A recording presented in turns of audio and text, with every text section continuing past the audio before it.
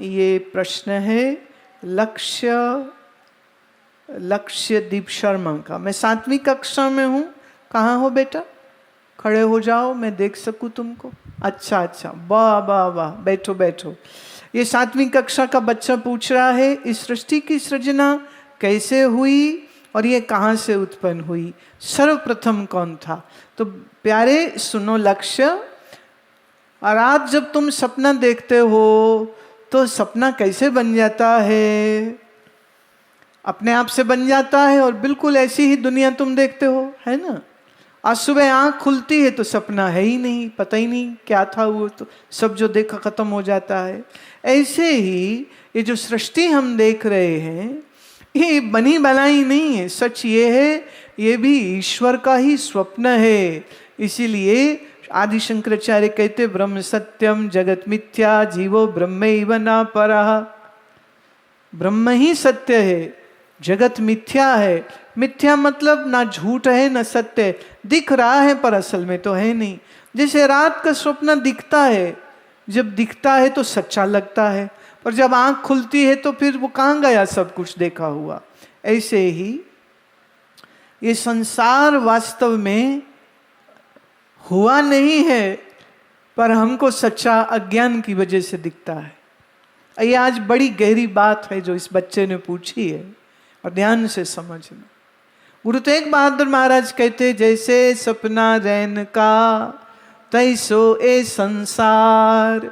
जैसे रात्रि का स्वप्न है वैसे ही ये खुली आंख का स्वप्न है, इसमें सच कुछ है नहीं। अगर सच लग रहा है तो ये तुम्हारी आंख का धोखा है, मन का धोखा है। जैसे अंधेरे में रस्सी पड़ी हो तो दूर से देखा तो लगा रहे सांप है, और आदमी डरा और चीखा और भागा और गिरा और हड्डी टूट गई। इतने में किसी ने लाइट ऑन किया और देखा, बोले अरे नहीं नहीं, यहाँ तो रस्सी का टुकड़ा पड़ा है, कोई सांप वाप नहीं है। पर उस वहम के सांप को देख के डर से जो भागे, हड्डी जो टूटी, तो वहाँ तो सांप था नहीं। फिर ये सब क्यों हो गया? क्योंकि भ्रम को सच मान लिया। ऐसे ही जैसे रस्सी ना दिख के सांप दिखा, ऐसे ही ये जगत है तो परमात्मा स्वरूप, पर हमें जगत दिखता यही भ्रम है। इस भ्रम की निवृत्ति ज्ञान से होती है। इसलिए बना बनाया बेटा यहाँ कुछ भी नहीं। जैसे बीज हम डालते हैं जमीन में, कुछ सालों में पेड़ बन जाता है, पेड़ में फल आता है और उस फल में फिर से बीज आ जाते हैं। पर अगर तुम बीज को खोल के देखो, तोड़ के देखो, बीज के अंदर कुछ भी दिखाई नहीं देगा, लेकिन फिर भी सारा ये वृक्ष जो है उसी बीज से बन गया है। ठीक इसी तरह से बीज बीज देखियो बहु प्रकारा, फल पाके तो एक ओंकारा। गुरबाणी में ये पंक्ति आती है कि संसार का बीज अगर हम ढूंढने जाएंगे तो असल में बीज मिलेगा नहीं, क्योंकि है तो सिर्फ एक ओंकार ही। उसके अलावा जो दिख रहा है वो सिर्फ तुम्हारे मन का भ्रम है, उससे अधिक तो और कुछ भी नहीं। ये एक छोटे से किसी भक्त का फिर सवाल है, हमारी श्रद्धा और प्रेम अपने सद्गुरु के लिए भगवान से भी ज़्यादा हो। जैसे राधा कृष्ण से प्रेम तो करती हूँ पर अपने गुरुवर से ज़्यादा नहीं, तो क्या भगवान मुझसे नाराज तो नहीं हो जाएंगे?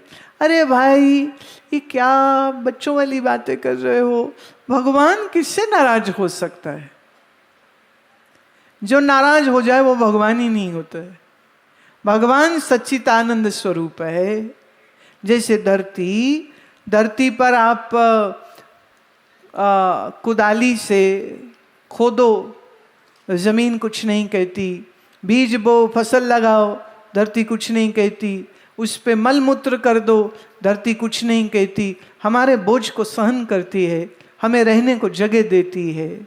इसी तरह से परमात्मा हमको अपना प्यार और आशीर्वाद और हमारे ही दिल में आकर के बैठे हुए हैं, वो हमसे नाराज कैसे हो सकते हैं? अरे वो कोई फुफ्फड़ थोड़ी है जो गुस्से होके बह जाएगा। हिंदी में ना फुफ्फड़ को बोलते फूफा, है ना? वो बड़ा सही शब्द है, जो हमेशा फूफा में रहता है ना, वो होता है फूफा, वो नाराज रहता है। पर जरूरी नहीं फूफड़ किसी का मासड़, कोई ताऊ, कोई चाचा, कोई मौसी, वो भी हो सकते जो बिना बात के नाराज हो जाते हो।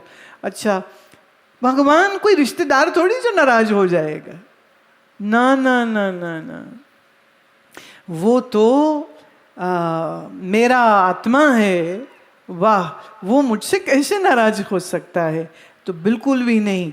और रही बात गुरु से प्रेम ज्यादा करते हो तो भाई गुरु भी परमात्मा स्वरूप है, तो गुरु से प्रेम करो तो भी अच्छा, और भगवान के किसी स्वरूप से प्यार करते हो तो वो भी अच्छा। ये इतना भेदभाव मत डाला करो। एक प्रश्न अब और ले रही हूँ, पाप और पुण्य में क्या अंतर है?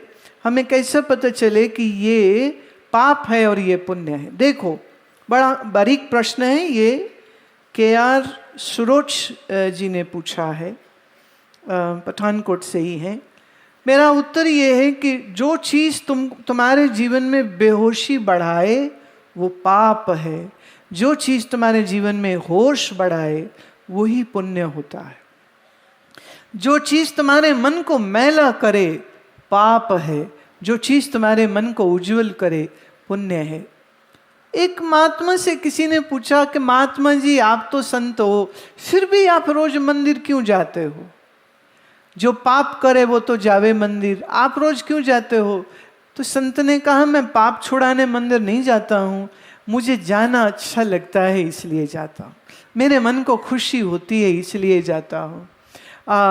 सोचो ना, आप गुरुद्वारा साहब के सरोवर के किनारे पे बैठे हो, अंदर कीर्तन चल रहा है, आप उस गुरबाणी के रस को सुन रहे हैं, क्या आनंद है ना? इसका कोई पुण्य से लेना देना यूँ है नहीं, लेकिन ये आपके मन को साफ करता है, शुद्ध करता है, निर्मल करता है। तो फिर जाना, सत्संग श्रवण करना, कीर्तन करना, लंगर पकाना, ये आपके मन की शुद्धता के लिए है। तो जो मन को मैला करे वही पाप, जो मन को शुद्ध करे, सात्विकी बनाए, वही पुण्य होता है।